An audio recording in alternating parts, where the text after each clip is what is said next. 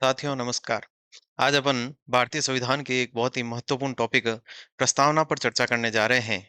अपन प्रस्तावना के अंदर देखेंगे कि किसने इसको क्या कहा था, प्रस्तावना किसे कहते हैं, कहाँ से इसको अपन ने लिया है, इसकी स्रोत क्या है, इसकी प्रकृति कैसी है, इसका उद्देश्य क्या है, किस तिथि को अपन ने संविधान को लागू किया था, है नहीं? वो सारी चीज़ें इसके अंदर अपन पढ़ेंगे और इससे संबंधित सुप्रीम कोर्ट में क्या-क्या डिसीजन दिए, उनकी भी अगर चर्चा करेंगे और इसके अलावा इसमें संविधान संशोधन हुआ है या नहीं हुआ है, उसकी भी अपन बात करेंगे। तो अपन यहाँ से प्रस्तावना से लगभग कॉम्पिटिशन एग्जाम के अंदर प्रश्न 1-2 पूछे जाते रहे हैं। तो एक-एक प्रश्न अपने लिए प्रतियोगी परीक्षाओं में महत्वपूर्ण होता है। तो उसको ध्यान में रखते हुए अपन चर्चा करेंगे। तो प्रस्तावना टॉपिक ये देखिए, ये अपने भारतीय संविधान की प्रस्तावना। इस प्रस्तावना को उपदेशिका भी कहा जाता है। ये थोड़ा ध्यान रखना, इस प्रस्तावना को अपन उपदेशिका भी कहते हैं। और भारतीय संविधान की प्रस्तावना के बारे में अगर जब अपन इसको देखें, उससे पहले मैं आपको कुछ चीजें बता देता हूँ कि प्रस्तावना कहते किसे हैं, क्या है ये प्रस्तावना। देखिए, प्रस्तावना का मतलब होता है कि अपन संविधान की प्रस्तावना देख रहे हैं, तो प्रस्तावना को जब अपन पढ़ेंगे, तो प्रस्तावना को पढ़ करके अपन को संविधान के बारे में पता चल जाता है कि भाई अपन का संविधान अपन को क्या कहना चाहता है। यानी कि संविधान की अंतर्गत जो भी विस्तारित रूप दिया हुआ है, उसका शॉर्ट रूप प्रस्तावना होता है। देखिए अपन जब स्कूल के अंदर कोई भी पढ़ते थे, लेख वगैरह लिखते थे, तो वहां पर भी यानी कि अपन सबसे पहले प्रस्तावना लिखते थे, ताकि प्रस्तावना पढ़ते ही पता चल जाए भाई इस कहानी में क्या क्या चीज होने वाली है। तो ये प्रस्तावना जो है, ये संविधान का सार है, ये संविधान की क्या है, ये भूमिका है, मेन पार्ट है उसका ये। अब देखिए, अपन इसको बारे में पढ़े, तो ये क्या है इसके बारे में मैं बता दिया आपको, ये संविधान का भाग है, यानी कि ये उसकी भूमिका है या नहीं। अब देखिए, अगली चीज, इसको अपन ने कहाँ से लिया था? कहाँ से लिया था इसको? तो देखिए, अपन का जब भारत का संविधान बनने वाला था, तो उस समय एक संविधान सभा का गठन किया गया था। और संविधान सभा के अंदर जो अपने प्रबुद्ध जन बैठे थे, उनके अंदर एक पंडित जवाहरलाल नेहरू भी थे। पंडित जवाहरलाल नेहरू ने एक उपदेशीय प्रस्ताव प्रस्तुत किया था। पंडित जवाहरलाल नेहरू ने एक उपदेशीय प्रस्ताव प्रस्तुत किया था और उस उपदेशीय प्रस्ताव के आधार पर अपनी प्रस्तावना का निर्माण हुआ है। तो अपन ने इनको उपदेशीय प्रस्ताव से लिया है। तो एक दो चीज आपको याद रखनी है कि भाई उपदेशीय प्रस्ताव जो है, वह 13 दिसंबर 1946 के दिन प्रस्तुत किया गया था और 22 जनवरी 1947 के दिन इसे लागू किया गया था, यानी कि इसे स्वीकार किया गया था उपदेशीय प्रस्ताव को। ये दो चीजें आपको याद रखनी है। वैसे अपन जब संविधान सभा पढ़ेंगे, तो उनके अंदर ये चीजें अपनी क्लियर हो जाएगी। अब देखिए, ये क्या है, कहाँ से लिया, अपन ने दो चीजें देख ली हैं। इसके बाद में अपन देखेंगे कि किसने इसको क्या कहा था। किसने इसको, यानी कि जो अपने प्रबुद्धजन हुए हैं, जो संविधान विशेषज्ञ हुए हैं, उन्होंने इस प्रस्तावना को क्या क्या कहा था, अलग अलग नामों से पुकारा है। जैसे के एम मुंशी जी की बात करें तो उन्होंने इसे जन्म पत्री कहा था। नाना पालकीवाला की बात करें तो उन्होंने इसे परिचय पत्र कहा था। इसको आभूषण कहा था पंडित ठाकुरदास भार्गव ने। अय्यर साहब ने दीर्घकालीन सपनों का जो आधार कहा था, है नहीं है, परिपूर्णता की तस्वीर वगैरह, वो सारा देखेंगे। तो देखिए, सबसे पहले अपन देखें तो पंडित ठाकुरदास भार्गव, पंडित ठाकुरदास भार्गव, पंडित ठाकुरदास भार्गव ने इसे एक तो कहा था परिपूर्णता की तस्वीर। परिपूर्णता की तस्वीर, आपको कई बार सीधा सा सवाल पूछ लेता है कि प्रस्तावना को परिपूर्णता की तस्वीर किसने कहा था। प्रस्तावना को परिपूर्णता की तस्वीर किसने कहा था? तो पंडित ठाकुरदास भार्गव ने कहा था। इन्होंने कहा था कि यह प्रस्तावना जो संविधान की आत्मा है। इसके अलावा इन्होंने कहा था कि यह इसका सम्मानित भाग है। कौन सा भाग है? सम्मानित भाग है। इसके अलावा कहा था कि प्रस्तावना संविधान का प्रस्तावना संविधान का क्या है भाई? आभूषण है। प्रस्तावना संविधान का प्रस्तावना संविधान का क्या है? आभूषण है। तो आपको याद रखना है कि परिपूर्णता की तस्वीर, आत्मा, सम्मानित भाग है, आभूषण है, किसने कहा था? पंडित ठाकुरदास भार्गव ने कहा था। तो परिपूर्णता की तस्वीर इसलिए कहा क्योंकि उनका मानना था कि प्रस्तावना के बिना संविधान पूर्ण नहीं है। यानी कि जब तक प्रस्तावना इसमें सम्मिलित नहीं होगी, तब तक संविधान अधूरा है। इसीलिए उन्होंने इसे परिपूर्णता की तस्वीर कहा। उनको आत्मा कहा था। देखिए, अपना जो शरीर होता है, अपना जो शरीर है, वो आत्मा के बिना बेकार है। उसी प्रकार से पंडित ठाकुरदास भार्गव साहब का कहना था कि प्रस्तावना के बिना संविधान काम का नहीं है। यह इसका शरीर है वो काम का नहीं है, इसीलिए इसको आत्मा कह करके उन्होंने पुकारा था। सम्मानित भाग भी कहा था कि इसके बिना यानी कि पूरे संविधान का भी सम्मान नहीं होगा, इसलिए प्रस्तावना जरूरी है। ये बहुत ही सम्मानित भाग है, महत्वपूर्ण भाग है। इसको आभूषण कहा था, यानी कि जब महिला या पुरुष जब आभूषण पहनते हैं तो उनकी सुंदरता में निखार आता है, उनके अंदर निखार दिखता है अपन को, और वो अच्छे लगते हैं। उसी प्रकार से जब संविधान के अंदर प्रस्तावना नहीं होगी तब तक यानी कि संविधान थोड़ा अच्छा नहीं लगेगा। इसको और निखारने के लिए अपन को प्रस्तावना रूपी इस पर क्या पहनाना पड़ेगा, आभूषण पहनाना पड़ेगा, इसीलिए उन्होंने इसको आभूषण कहा था। तो आपको दो तीन चीजें याद हो गई यहां तक। आगे देखिए, अपन के एम मुंशी जी हुए थे, के एम मुंशी, के एम मुंशी। इन्होंने प्रस्तावना को कहा था कि यह प्रस्तावना जो है वो जन्म पत्री है। अब जन्म पत्री क्यों कहा उन्होंने?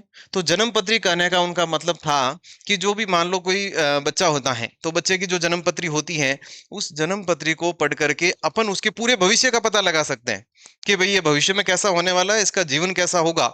वैसे के वैसे प्रस्तावना को पढ़ करके अपन पूरे संविधान का पता लगा सकते हैं कि प्रस्तावना को पढ़ा और प्रस्तावना पढ़ते ही हमारे दिमाग में एक थॉट आ गई, भाई हाँ हमारा संविधान ये चीजें कहना चाहता होगा या संविधान में ऐसी चीजें होगी। अब संविधान नहीं पढ़े, केवल प्रस्तावना पढ़े तो भी काम उसमें चल जाएगा, इसीलिए इन्होंने इसको जन्म पत्री कहा था। याद कैसे करेंगे? देखिए, जन्म पत्री बनाने के लिए अपन सामान्यतः किसके पास जाते हैं? मुंशी जी के पास जाते हैं, ऐसा याद कर लेना आप।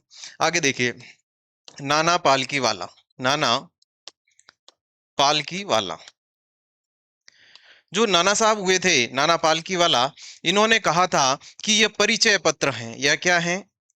प्रस्तावना जो है ये संविधान का परिचय पत्र है। प्रस्तावना को संविधान का परिचय पत्र कहा था नाना पालकी वाला ने। ठीक है, यानी कि अपन कई बार कंपनी में काम करते हैं या कहीं पर भी जॉब करते हैं, अपना भी आईडी कार्ड होता है, आईडी कार्ड पर अपना परिचय लिखा होता है, फलाना नाम है, ये है करके। तो परिचय पत्र पढ़ करके पूरे व्यक्ति का पता लग जाता है इसका बायोडाटा क्या है।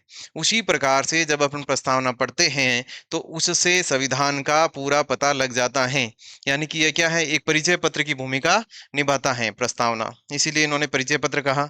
अब याद कैसे करेंगे? देखिए, जब हॉस्पिटल के अंदर बच्चा होता है तो वो किस में होता है? पालकी के अंदर होता है या नहीं है? पालकी के अंदर बच्चा होता है। अब जब हॉस्पिटल में बच्चा पालकी में होता है तो वहां पर एक आईडी कार्ड लगा हुआ होता है, भाई कि इस बच्चे का क्या नाम है, इसके पापा का क्या नाम, मम्मी का एड्रेस वगैरह सारा होता है। यानी परिचय पत्र को पढ़ करके अपन बच्चे का पता लगा सकते हैं कि भाई कौन है। वैसे वैसे ये जो प्रस्तावना को जो है ये इससे अपन संविधान के बारे में पता लगा सकते हैं। तो याद रखना, परिचय पत्र लगाए हैं तो ये परिचय पत्र हो गया, और ये पालकी है तो पालकी वाला हो गया। ऐसे आपको याद करना है। आगे देखिए, के एम मुंशी जी हो गए, नाना पालकी वाला हो गए। इसके अलावा अल्लादी कृष्णा स्वामी अय्यर, अल्लादी कृष्णा स्वामी अय्यर, जो अय्यर साहब हुए थे, इन्होंने कहा था कि यह दीर्घकालीन स्वप्न का आधार है। दीर्घकालीन, दीर्घकालीन सपनों का आधार है। दीर्घकालीन सपनों का क्या है भाई? आधार है। आपको याद रखना है दीर्घकालीन स्वप्न, इसको स्वप्न भी देख लीजिए, स्वप्न भी कर सकते हैं। हाँ, दीर्घकालीन सपनों का आधार है, इसका मतलब ये हुआ कि भविष्य में अपना देश किस दिशा में जाएगा।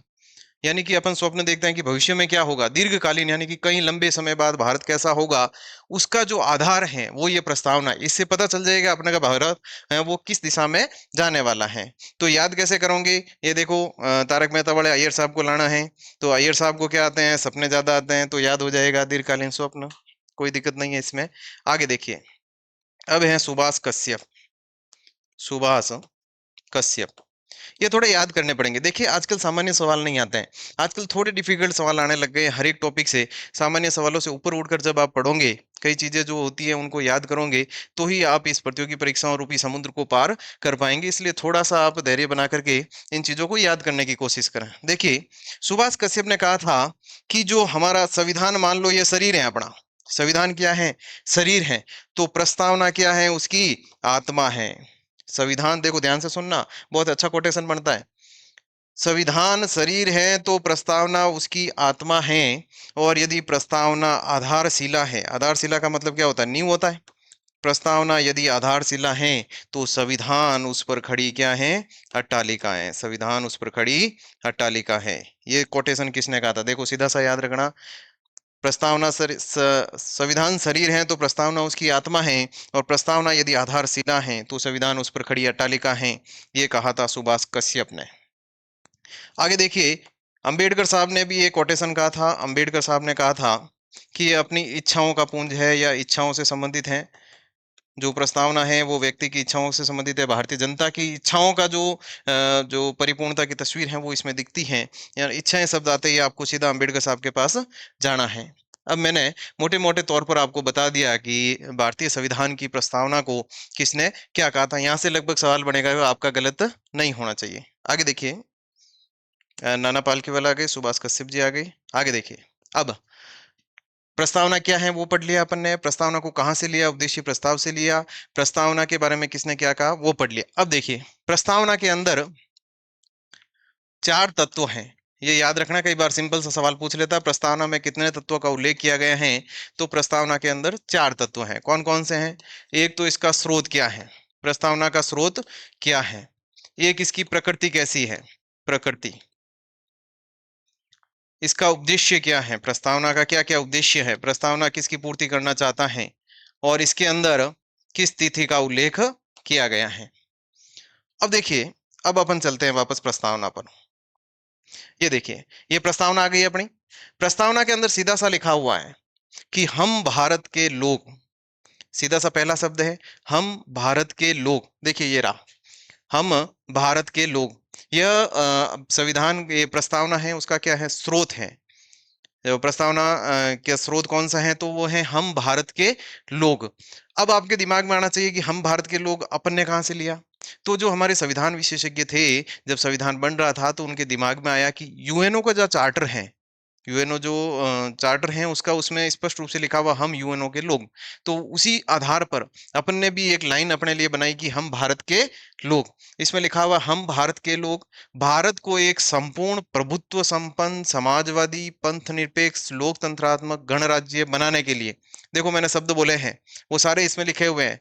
संपूर्ण प्रभुत्व संपन्न समाजवादी पंथ निरपेक्ष लोकतंत्रात्मक और गणराज्य, ये क्या है, ये देखिए, ये इसकी प्रकृति है। स्रोत हमने पढ़ लिया, हम भारत के लोग, हम भारत के लोग, ये तो हो गया इसका स्रोत। सीधा सा सवाल पूछ ले कि भारतीय संविधान की प्रस्तावना का स्रोत क्या है, हम भारत के लोग। इसकी प्रकृति कैसी है, इसकी प्रकृति आएगा एक तो संपूर्ण प्रभुत्व संपन्न, संपूर्ण प्रभुत्व संपन्न समाजवादी पंथ निरपेक्ष लोकतंत्रात्मक और गणराज्य। एक एक बिंदु के बारे में अपन विस्तार से चर्चा करेंगे, एक एक बिंदु के बारे में अपन विस्तार से चर्चा करेंगे। तो देखिए साथियों, संपूर्ण प्रभुत्व संपन्न, संपूर्ण प्रभुत्व संपन्न का मतलब यह होता है कि अपन सीधा सा देखें तो भारत जो है वो अपने आंतरिक और बाह्य मामलों के अंदर, यदि भारत को किसी से विदेशी संबंध कैसे रखने हैं या आंतरिक मामला यानी कि इसका शासन कैसे चलाना है, कानून कैसे बनाना है, तो भारत अपने आंतरिक और बाह्य मामलों के अंदर किसी भी देश के अधीन नहीं रहेगा। भारत अपने निर्णय खुद लेगा, और किसी भी देश, उससे कोई देश क्या कहे उसे कोई फर्क नहीं पड़ता। मान लो भारत ने कोई कानून बनाया या कोई विदेश नीति बनाई, तो ऐसा नहीं है कि अमेरिका ने कहा नहीं भाई भारत को ऐसा नहीं, ऐसा करना चाहिए है, रूस ने कर दिया, कनाडा ने कर दिया, तो भारत मानने के लिए बाध्य नहीं है। भारत संपूर्ण प्रभुत्व संपन्न है, यानी पूर्ण रूप से वो क्या, अपने डिसीजन खुद लेने में सक्षम है, वो किसी के अधीन नहीं है। ये होता है संपूर्ण प्रभुत्व संपन्न। इसका मतलब है कि भारत आंतरिक और बाह्य मामलों में क्या है, स्वतंत्र है, कुछ भी डिसीजन ले सकता है। अब देखिए, समाजवादी, समाजवादी का मतलब हो गया, देखो समाजवाद दो प्रकार का होता है। एक तो होता है लोकतंत्रात्मक समाजवाद, लोकतंत्रात्मक, एक होता है साम्यवादी। साम्यवादी अपने यहाँ पर नहीं है, अपने यहाँ पर लोकतंत्रात्मक समाजवाद है। साम्यवादी समाजवाद के अंदर क्या होता है कि भाई गरीबों को छूट दे दी कि आप भाई अमीरों को लूट लो, है या नहीं है। वो समाजवाद यानी मार्क्सवाद वाला अपने यहाँ नहीं है। तो अपने यहाँ पर कौन सा है, तो अपने यहाँ पर लोकतंत्रात्मक समाजवाद है। लोकतंत्रात्मक समाजवाद होता है कि जितना हक अमीरों को पैसे कमाने का या आगे बढ़ने का है, उतना ही हक गरीबों को भी आगे बढ़ने का है, और सरकार उसमें पूर्ण सहयोग करेगी, है या नहीं है। तो भारत को क्या बना दिया है, समाजवादी राज्य बना दिया गया है। ये शब्द वैसे बाद में जोड़ा गया था, अपन आगे पढ़ेंगे। आगे देखिए, यानी कि गरीबों के साथ कोई भी भेदभाव नहीं किया जाएगा, उनको भी आगे बढ़ने का अवसर दिए जाएंगे। ये होता है लोकतंत्रात्मक समाजवाद। आगे देखिए, पंथ निरपेक्षता। पंथ निरपेक्षता का मतलब होता है कि पंथ यानी कि जो धर्म होगा अपना, तो भारत का अपना कोई पंथ नहीं होगा या अपना कोई धर्म नहीं होगा, और भारत सभी धर्मों के साथ समानता का व्यवहार करेगा। भारत का ऐसा नहीं है कि भाई एक धर्म को मान्यता दे दी और दूसरे को एक तरफ कर लिया। कोई भी पर्टिकुलर भारत का कोई धर्म नहीं होगा, आपने देखा भी होगा। लेकिन कई देश ऐसे हैं, जो मान लीजिए पाकिस्तान वगैरह हैं, तो इनका यदि बात करें तो उनमें पर्टिकुलर धर्म को यानी कि राष्ट्रीय धर्म की उन्होंने मान्यता दे दी है। ऐसा भारत के अंदर नहीं है। भारत का अपना कोई पंथ नहीं होगा और भारत सभी धर्मों के साथ समानता का व्यवहार करेगा। ऐसी चीज आपको याद रखनी है कि भारत का अपना धर्म नहीं होगा, अपना धर्म नहीं होगा, धर्म या पंथ नहीं होगा, और सबके साथ कैसा व्यवहार करेगा? समानता का व्यवहार करेगा सभी धर्मों के साथ। अब है लोकतंत्रात्मक। लोकतंत्रात्मक का मतलब हो गया कि अपन की जो सरकार है, सरकार कौन सी? क्या भाई केंद्र सरकार होगी, राज्य की सरकार होगी, और लोकल गवर्नमेंट जो भी है, स्थानीय सरकार है, जैसे पंचायती राज है, नगरीय स्वशासन है। इनके जो चुनाव होंगे, इनके क्या होंगे? चुनाव होंगे, यानी कि जनता के द्वारा प्रत्यक्ष रूप से ये चुने जाएंगे। प्रत्यक्ष और अप्रत्यक्ष दो प्रणाली अपने यहाँ पर है, नहीं है? लोकल गवर्नमेंट के लिए प्रत्यक्ष और अप्रत्यक्ष दोनों चीजें अपने यहाँ पर लागू हैं। तो यहाँ पर इसका कहने का मतलब है कि लोकतंत्रात्मक का मतलब है कि भारत के अंदर जो भी सरकार होगी वो जनता द्वारा चुनी जाएगी। सीधी सी लाइन याद रखनी है। ये हो गया लोकतंत्रात्मक। अब देखिए गणराज्य, ये बड़ा महत्वपूर्ण शब्द है। यहाँ से सवाल पूछा जाता है और इसमें यहाँ से पूछा जाता है। गणराज्य का मतलब हो गया कि भारत का जो राष्ट्रपति होगा, यानी कि जो भारत के महामहिम राष्ट्रपति महोदय हैं, वो वंशानुगत नहीं होंगे। अब आपके दिमाग में कई नए स्टूडेंट हैं, उनको ध्यान नहीं है वंशानुगत मतलब। वंशानुगत का मतलब हो गया, मान लो किसी का कोई व्यक्ति है, वो राष्ट्रपति बना, तो उसकी मृत्यु के बाद उसमें बेटा का राष्ट्रपति बनता है, फिर उसकी मृत्यु के बाद उसका बेटा बनता है। ये तो हो गया वंशानुगत। एक होता है गणतंत्र, यानी कि जो भारत का राष्ट्रपति होगा वो क्या होगा? निर्वाचित होगा। प्रत्येक 5 साल बाद अपन क्या करेंगे? चुनाव करवाएंगे और नए राष्ट्रपति का चुनाव करेंगे। वंशानुगत सिस्टम भारत के अंदर नहीं है। तो भारत के अंदर क्या है भाई? भारत गणतंत्र है, गणराज्य है, यानी कि यहाँ पर जो राष्ट्रपति हैं वो वंशानुगत नहीं होगा। कैसा होगा? निर्वाचित होगा। उसका क्या होगा? चुनाव होगा, उनका चुनाव होगा, निर्वाचित होंगे। ठीक है ना? भारत के राष्ट्रपति कैसे होंगे? निर्वाचित होंगे। ये हो गया गणतंत्र। अब देखिए, ये अपन ने प्रकृति पढ़ ली भाई, क्या संपूर्ण प्रभुत्व संपन्न, समाजवादी, पंथ निरपेक्ष, लोकतंत्रात्मक और गणराज्य, ये क्या है? हमारी प्रस्तावना की प्रकृति है, संविधान की प्रकृति है। आगे देखिए, अब है इसके अंदर जो अगली चीज दी हुई है वो है उद्देश्य। अपन उद्देश्य की बात करेंगे। ये देखिए उद्देश्य, इसके अंदर कुछ उद्देश्यों की बात की गई है कि हमारे संविधान का क्या उद्देश्य होगा, वो सारे प्रस्तावना में लिखे हुए हैं। हमारे संविधान का जो पहला उद्देश्य होगा वो होता है प्रत्येक व्यक्ति को, प्रत्येक नागरिक को क्या दिलाना? न्याय दिलाना। ये हमारे संविधान का क्या है?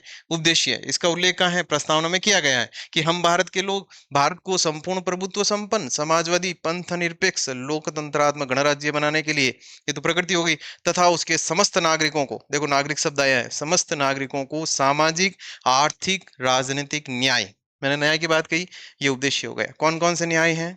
सामाजिक, आर्थिक और राजनीतिक न्याय।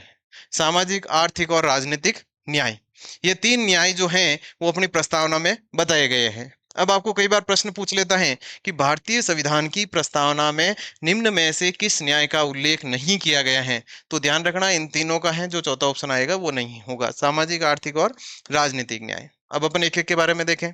तो सामाजिक न्याय का मतलब होता है कि भारत के अंदर किसी भी व्यक्ति के साथ जाति, धर्म, लिंग, रंग, वर्ग के आधार पर भेदभाव नहीं होगा। यानी कि जो समाज के अंदर है सबके साथ समानता का व्यवहार होगा। कोई भी व्यक्ति किसी के साथ भेदभाव भेदभाव नहीं करेगा, यानी छुआछूत का व्यवहार नहीं करेगा। अपन जब क्या करेंगे, मौलिक अधिकार पढ़ेंगे, तो मौलिक अधिकार के अंदर अपना एक समानता का अधिकार आता है। उसमें एक अनुच्छेद आता है, अनुच्छेद नंबर 17, अस्पृश्यता का अंत। उसका संबंध इसी से है, सामाजिक समानता से। अस्पृश्यता का अंत मतलब छुआछूत को निपटाने के लिए वहां पर अपना मौलिक अधिकार दिया हुआ, वो भी पढ़ेंगे अपन जब विस्तार से चर्चा करेंगे मौलिक अधिकारों की। अब देखिए, आगे है आर्थिक न्याय। ये तो हो गया अस्पृश्यता का अंत, अस्पृश्यता या छुआछूत वगैरह का अंत है या नहीं है, तो सबको समाज में समान मानना। अब देखिए आर्थिक न्याय का मतलब होता है कि ऐसा नहीं है कि केवल गरीब पैसे कमा के आगे चल नहीं, अमीर पैसे कमा के आगे चले जाए। तो गरीबों को भी आगे बढ़ाने के लिए क्या है, सरकार प्रयत्न करेगी। सरकार कैसे प्रयत्न करेगी भाई? तो सरकार करेगी कि उनके लिए कुछ न कुछ रोजगार के साधन उपलब्ध करवाए जाए। उनको पैसे इनकम कैसे हो सके, उसके लिए सोर्स उपलब्ध करवाया जाए। जैसे एक नरेगा चालू कर दी, ये क्या है, आर्थिक न्याय दिया है। उनके अंदर यानी कि व्यक्ति जाएंगे और उनको रोजगार के पैसे मिलेंगे और उनका जीवन चलेगा, है या नहीं है, ये आर्थिक न्याय होगा। उनको पेंशन दे रहे हैं, ये पेंशन इसी से संबंधित है, पेंशन दे रहे हैं, ये भी क्या है, आर्थिक न्याय है। कहीं जो गरीब हैं उनको सब्सिडी दे दी, सब्सिडी मतलब कई बार पैसों की छूट दे देते हैं, है या नहीं, ये सब क्या है, आर्थिक न्याय है। कई बार ब्याज मुक्त कर दिया, ब्याज क्या कर दिया, मुक्त कर दिया। आपने कोई लोन लिया, ब्याज मुक्त कर दिया सरकार ने, वो क्या है, वो आर्थिक न्याय के लिए ही सरकार प्रयत्न कर रही है। ये भी अपनी प्रस्तावना में लिखा हुआ है। अब है राजनीतिक न्याय। राजनीतिक न्याय का मतलब है कि भारत के प्रत्येक व्यक्ति को, मान लो 18 साल के हो गए, तो उनको वोट देने का अधिकार होगा, यानी कि राजनीति में आने का अधिकार होगा। 18 साल के होते ही वोट दे देंगे, 21 साल के हो गए तो वो चुनाव लड़ सकते हैं। ऐसा भी सभी भारतीय नागरिक जो पात्रता रखते हैं उनको यानी कि यह अधिकार दिया हुआ है। ये उनके न्याय है, ये राजनीतिक न्याय है, यानी कि उनको वोट देने का क्या है, अधिकार है। इसके अलावा उनको चुनाव लड़ने का भी अधिकार है। ये क्या है, ये राजनीतिक न्याय किया गया है। अब देखिए न्याय पढ़ लिया। अब इसके आगे देखिए, अब है समानता। अपन यदि प्रस्तावना देखें, प्रस्तावना में स्पष्ट लिखा हुआ दोस्तों कि सामाजिक आर्थिक राजनीतिक न्याय विचार, अभिव्यक्ति, विश्वास, धर्म और उपासना की स्वतंत्रता। तो सबसे पहले अपन स्वतंत्रता देखेंगे। देखिए समानता की जगह अपन स्वतंत्रता देखें, एक बार क्रम से चलते हैं उसमें। स्वतंत्रता, कौन कौन सी स्वतंत्रता दी हुई है उसमें प्रस्तावना में, विचार, अभिव्यक्ति, विश्वास, धर्म और उपासना। अब देखिए, आपको सीधा सा सवाल पूछ सकता है और पूछा भी गया है कि भारतीय संविधान की प्रस्तावना में निम्न में से किस स्वतंत्रता का उल्लेख किया गया है, या निम्न में से किस स्वतंत्रता का उल्लेख नहीं किया गया है। एक तो इस तरीके के प्रश्न बन सकते हैं, या फिर प्रश्न बन सकता है कि भारतीय संविधान की प्रस्तावना में कितने प्रकार की स्वतंत्रता का उल्लेख है। तो भारतीय संविधान की प्रस्तावना में 5 प्रकार की स्वतंत्रताओं का उल्लेख है। अब एक एक पर यदि चर्चा करें, तो इसका विचार का मतलब होता है चिंतन और मनन। चिंतन है, मनन है, आपके दिमाग में क्या चीज आई, चिंतन है, मनन है, आप कुछ भी कर सकते हैं। जैसे विचार, आपको सोचने की स्वतंत्रता है, आप दिमाग में कुछ भी सोच सकते हैं, ये आपको स्वतंत्रता, देखो स्वतंत्रता लिखी हुई है। आपको सोचने सुनता, यानी कि आपने सोचा कि मारो भी ब्याह हो रही, मैं भी गाड़ी ले थार गाड़ी ले थारे रेगिस्तान में घूमन जावा, है कि नहीं है, ये क्या है, आपने विचार आए आपके दिमाग के अंदर, तो आपको स्वतंत्रता है विचार, कोई भी विचार चिंतन मनन करने की। अब आपने उन विचारों को किसी व्यक्ति को कहा, आपने अभिव्यक्त किया, अभिव्यक्ति का आजादी होती है ना, तो अभिव्यक्ति की भी स्वतंत्रता है, आप उन विचारों को किसी को कह सकते हैं, तो ये अभिव्यक्ति होगी, यानी कि विचारों को आप किसी से कह सकते हैं, अपने विचारों को क्या कर सकते हैं, साझा कर सकते हैं दूसरों के साथ, ये भी आपको स्वतंत्रता है। इसके अलावा विश्वास, विश्वास का मतलब होता है कि आप किसी भी विचारधारा का, आप किसी भी विचारधारा का समर्थन कर सकते हैं, कोई प्रतिबंध नहीं है, ये भी स्वतंत्रता है। आप चाहे किसी भी विचारधारा के से साथ जुड़ करके अपना जीवन यापन कर सकते हैं, या फिर अपने जीवन को आगे बढ़ा करके उस क्षेत्र में आप जा सकते हैं, जैसे भी आपको विचारधारा की स्वतंत्रता है। एक होता है धर्म, यानी कि भारत के अंदर आपको यह स्वतंत्रता दी जाएगी धर्म की, कि आप किसी भी धर्म को मान सकते हैं, कोई प्रतिबंध नहीं है, किसी भी धर्म को मानना, किसी भी धर्म को मान सकते हैं। अब उपासना का मतलब होता है आपने कोई धर्म माना, अब उस धर्म को मानने के अनुसार आप उसकी उपासना करते हैं। इसका मतलब आप मान लो हिंदू धर्म से संबंधित हैं तो आप पूजा पाठ करते हैं, मंदिर बनाते हैं, है या नहीं। और यदि आप मुस्लिम धर्म से संबंधित हैं, आप दरगाह आपकी मस्जिद में जाते हैं, नमाज अदा करते हैं। ये सारे क्या, ये उपासना है। धर्म को मानना ये तो धार्मिक स्वतंत्रता, और उसके अनुसार आचरण करना ये क्या हो गई, उपासना। धर्म के आचरण करना अनुसार आचरण करना ये उपासना हो गई, यानी कि पूजा पाठ वगैरह जो भी है, आप भगवान वगैरह को याद करना, वो सारे उपासना, आपको ये सारी स्वतंत्रता प्रदान की गई है। और अपन जब मौलिक अधिकार टॉपिक पढ़ेंगे उसके अंदर भी अपने पास धार्मिक स्वतंत्रता का उल्लेख आएगा, और उसको वहां पर विस्तार से चर्चा करेंगे। अब देखिए, अपन यदि वापस चले अपन प्रस्तावना पर, हम भारत के लोग ये पढ़ लिया, अपन ने ये पढ़ लिया, इसकी क्या प्रकृति है, इसके उद्देश्य देखिए। एक तो न्याय सामाजिक आर्थिक पढ़ लिया, अपने स्वतंत्रता पढ़ ली। इसके अलावा प्रतिष्ठा और अवसर की समता, प्रतिष्ठा और अवसर की समता, यानी कि आपको मैं यहीं पर बता देता हूं कि समता दो प्रकार की, समता का मतलब होता है समानता।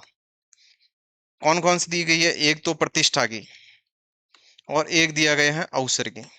आपको अपनी समानता का अधिकार यानी प्रतिष्ठा, प्रतिष्ठा के साथ समानता का व्यवहार किया जाएगा, अपनी प्रतिष्ठा को आगे बढ़ा सकते हैं। अवसर की समानता का मतलब है कि मान लो भारत के अंदर कोई भी वैकेंसी निकली है, नहीं है, अनुच्छेद नंबर 16 इसी से संबंधित है, अनुच्छेद 16 का संबंध इसी अवसर की समानता से संबंधित है। अवसर मतलब आपको समान अवसर दिया जाएगा, आपके साथ भेदभाव, यदि आप भारत के नागरिक हैं तो आपके साथ भेदभाव नहीं किया जाएगा किसी भी अवसर पर। मान लो सरकारी जॉब के लिए भर्ती निकली, थर्ड ग्रेड की भर्ती निकाली, आप यदि पात्रता रखते हैं तो ऐसा नहीं है कि आपको कह दे कि नहीं आप फॉर्म नहीं भर सकते, आप टीचर नहीं बन सकते, आपने बीएड की है, योग्यताधारी हैं, तो आप अवश्य उसमें फॉर्म भर सकते हैं, आपको अवसर दिया जाएगा। अवसर की समानता ये होती है। आगे देखिए, अवसर की समानता प्राप्त करने के लिए तथा उन सब में व्यक्ति की गरिमा, राष्ट्र की एकता व अखंडता सुनिश्चित करने वाली, देखो शब्द आए हैं, व्यक्ति की गरिमा, व्यक्ति की गरिमा को आगे बढ़ाया जाएगा, राष्ट्र की एकता व अखंडता को सुनिश्चित करने वाली, बंधुता बढ़ाने के लिए राष्ट्र की एकता को हमेशा सर्वोपरि रखेंगे, भारत की अखंडता के प्रति अपन विश्वास रखेंगे, भारत को खंडित नहीं होंगे देंगे, ये हमारा भी कर्तव्य है। ये सारा प्रस्तावना हम लिखा हुआ है। और बंधुता का मतलब होता है कि भाईचारे के साथ रहना, ऐसा संदेश भी हमारी प्रस्तावना में देती है। इसमें आगे लिखा हुआ है कि बंधुता को बढ़ाने के लिए दृढ़ संकल्प होकर अपनी इस संविधान सभा में आज दिनांक 26 नवंबर 1949, मिति मार्क्सिक शुक्ल सप्तमी विक्रम संवत 2006, देखो स्पष्ट रूप से सारे शब्द लिखे हुए हैं। अपनी इस संविधान सभा में आज, आज तारीख कौन सी थी? 26 नवंबर 1949। देखिए इसमें तारीख लिखी हुई है 26 नवंबर 1949, मिति मार्क्सिक शुक्ल सप्तमी विक्रम संवत 2006। 26 नवंबर 1949 को अपन इस संविधान को अंगीकृत, अधिनियमित व आत्मार्पित करते हैं, ये शब्द लिखे हुए हैं, अंगीकृत, अधिनियमित व आत्मार्पित। अंगीकृत का मतलब होता है कि इसके अपन स्वीकार करते हैं, अधिनियमित का मतलब होता है इसको कानूनी रूप से लागू करते हैं, कानूनी रूप से लागू करते हैं।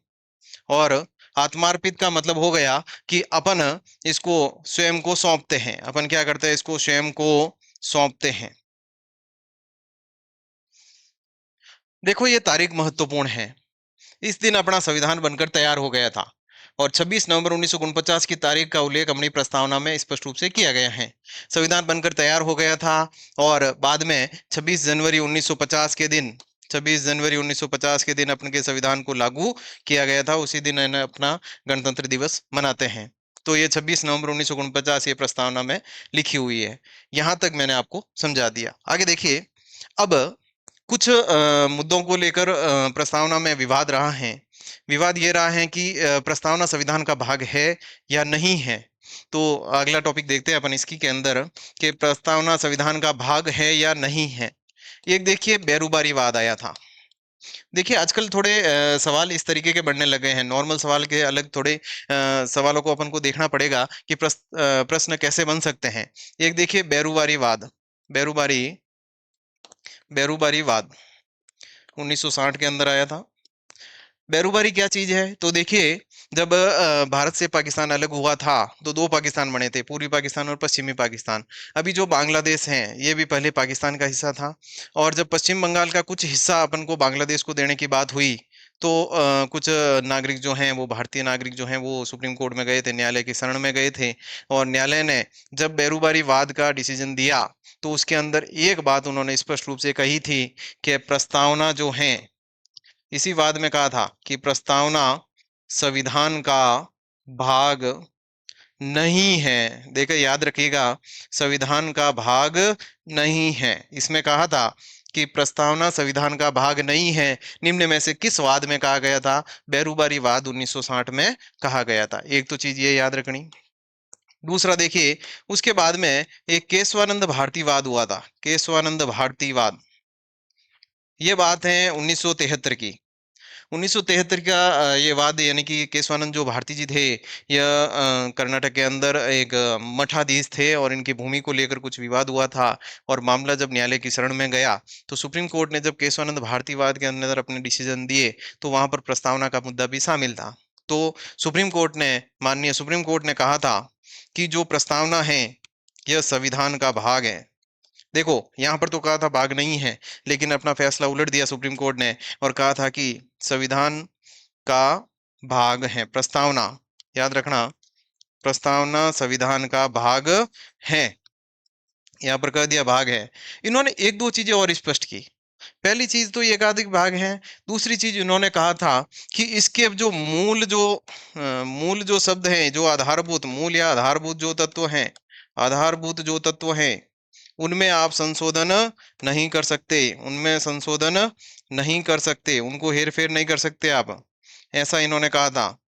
एक तो संविधान का भाग माना प्रस्तावना को और कहा कि भाई इनके मूल तत्वों में आप संशोधन नहीं कर सकते, और कहा कि भाई प्रस्तावना जो है ये संविधान का स्रोत, इसको वाद नहीं माना था। इसको कहा था कि भाई आप इसको लेकर के आप न्यायालय की शरण में नहीं जा सकते, यानी कि वाद योग्य नहीं है, वाद योग्य नहीं है, एक ये भी बात कही थी। ठीक है ना। इसके बाद में केशवानंद भारतीवाद होता है। इसके बाद में देखो एक नॉर्मल सा वाद याद रख लेना, एलआईसी वाद आया था। और इसमें कहा गया था कि भाई ये प्रस्तावना जो है वो संविधान का आंतरिक हिस्सा है, आंतरिक हिस्सा यानी कि भाग है। तो आपको मोटे मोटे तौर पर याद रखना है, बेरुबारीवाद में कहा था कि भाग नहीं है, केशवानंद भारतीवाद में कहा भाग है, और एलआईसी वाद में कहा था कि भाग है। ये चीज अपन ने देख ली। अब एक चीज मैं आपको और बताना चाहता हूं अंतिम रूप से, कि प्रस्तावना के अंदर क्या संशोधन किया जा सकता है। और प्रस्तावना के अंदर यदि मान लो संशोधन किया जा सकता है, तो अब तक कितनी बार संशोधन हुआ है, ये चीज अपन को ध्यान होनी चाहिए। देखिए, प्रस्तावना में संशोधन किया जा सकता है, और प्रस्तावना में अब तक केवल एक बार संशोधन हुआ है। कितनी बार संशोधन हुआ है? एक ही बार संशोधन हुआ है, और वो हुआ है 42वें संविधान संशोधन, 42वें संविधान संशोधन 1976 के द्वारा। 42वें संविधान संशोधन 1976, इसमें प्रस्तावना के अंदर तीन शब्द जोड़े गए थे। एक तो जोड़ा गया था समाजवाद, एक जोड़ा गया था पंथ निरपेक्षता, और एक जोड़ा गया था अखंडता। देखिए, तीन शब्द जोड़े गए थे। और ग्राम सेवक भर्ती परीक्षा में यह प्रश्न पूछा गया था, ग्राम सेवक भर्ती परीक्षा में यह प्रश्न आया था कि 42वें संविधान संशोधन द्वारा प्रस्तावना में कौन कौन से शब्द जोड़े गए। तो 42वें संविधान संशोधन द्वारा प्रस्तावना में तीन शब्द जोड़े थे, समाजवाद, पंथ निरपेक्षता और अखंडता, और तीनों का विस्तारित रूप अपन ने पहले पढ़ लिया है। यदि एक बार संशोधन हुआ है तो भविष्य में और संशोधन हो सकते हैं, और सरकार चाहे तो संशोधन कर सकती है।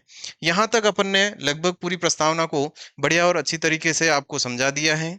अब देखिए, अपन ने जो संविधान की जो पार्ट चल रहे हैं उसमें प्रस्तावना टॉपिक अपने क्लियर हो गया। अब बाकी वाले पार्ट जैसे मौलिक अधिकार है, संविधान सभा है, नीति निर्देशक, सारी सरकार के पार्ट अपन पढ़ेंगे इसी सीरीज के तहत। इसके अलावा करंट अफेयर्स की सीरीज जुलाई 2025 का पहला भाग यूट्यूब पर आ चुका है। और इसके अलावा अपने टेलीग्राम ग्रुप चलता है, जिसमें आप आराम से जुड़ सकते हैं, डिस्क्रिप्शन में आपको लिंक मिल जाएगा। वहां पर आपको पीडीएफ वगैरह है, या प्रतिदिन का जो करंट अफेयर्स है वो भी वहां पर मिलेगा, और जो भी अपने वीडियो आएंगे उनका लिंक शेयर वगैरह सारा वहां पर आपको मिल जाएगा। बहुत बहुत धन्यवाद।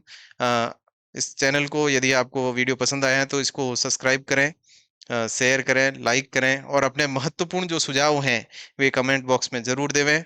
और स्वस्थ रहें, मस्त रहें, व्यस्त रहें, और सबसे बड़ी बात, सकारात्मक रहें और बढ़िया अच्छी पढ़ाई करें।